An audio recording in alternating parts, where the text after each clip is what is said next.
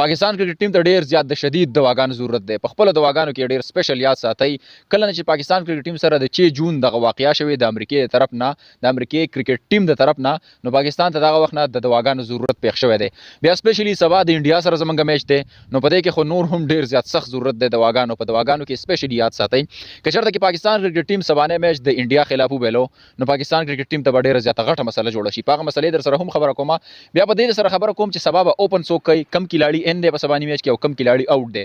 ډیر زیات ګرم میچ دی، شایقین ډیر زیات پرجوش دي او ډیر زیات په ګڼ شمیر کې د پاکستان او د انډیا دغه میچ کتلو د پاره سټیډیم ته شایقین راغلي، هم د انډیا او هم د پاکستان او ورسره پکې افغانان هم ډیر زیات شامل دي شایقین د دې میچ کتلو د پاره. څنګه تاسو په د پاکستان او د انډیا هر ځل ډیر زیات ګرم میچونه کېږي او ډیر زیات پرجوش شایقین همیشه د پاره د دې یو میچ ډیر زیات سخت انتظار کوي او په سخت انتظار ورته چې کله به د پاکستان او د انډیا میچ شروع کیږي. سبانه میچ پاکستان د پاره ګټل ډیر زیات اهم دی او ډیر زیات لازمي دي. که چېرته کې پاکستان کرکټ ټیم سبانه میچ ونه ګټو نو پاکستان به بیا را روان ځل چې کوم د 2026 ورلد کپ دی سپر 8 مقابله خو په تندر ویله، خو پاکستان کرکټ ټیم په 2026 ورلد کپ کې به بیا د بیکار ټیمانو سره مقابله کې میچونه وکړي او هغه کوالیفایر مقابله چې کله وګټي نو بیا راځي او د غټ ټیمانو سره مقابله کوي. څنګه چې د افغانستان غټ ټیم دی د سره چې کوم دی استرالیا، انډیا او د دې ټیمانو سره بیا غټ راوند میچونه کوي. د دې نه مخکې به چې کوم بیکار ټیمانی کوم کینیډا شو، آیرلند شو، آیرلند هم ډیر مضبوط ټیم دی پاکستان په مناسبت سره نو د دې ټیمانو سره بیا میچونه کوي او دغه چې کله کوالیفای کی هغه وګټي نو بیا راځي د غټ ټیمانو سره مقابله کوي.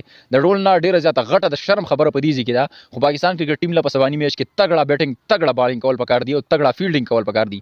د دې سره دویمه خبره ده چې پاکستان کرکټ ټیم کې سبا چې کوم دی د اعظم خان په ځای باندې سیم ایوب ته موقع ده او سیم ایوب ته چانس هم دادي چې هغه اوپن تراشي. اوپن کې به وسورس بابر اعظم راځي، کوم محمد رضوان برازي. د دې چاته بالکل پته نشته ځکه چې هغه دا پلانینګ چاته نه ایکسپوز کوي. پلانینګ ایکسپوز کول او نه ایکسپوز کول څه فائدہ نشته. خو بهر حال زه د پاکستان یو نوی پالیسی رښتې ده چې چاته خپل پلانینګ نه وای مخکې.